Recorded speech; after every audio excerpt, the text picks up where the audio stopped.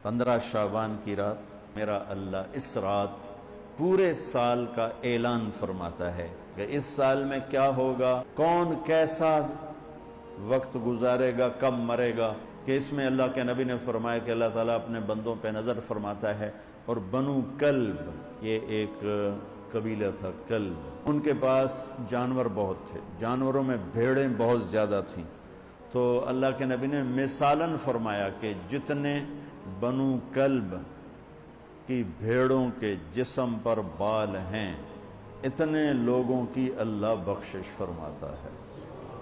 तो आप फरमाते थे कि मैं रोज़ा रखता हूँ इसलिए कि जब मेरी मौत का ऊपर ऐलान हो रहा हो तो मैं रोज़े के साथ, मैं जब मेरा नाम जिंदों से कट के और आगे जाने वालों में लिख दिया जाए तो फिर मैं रोज़े की हालत में हूँ।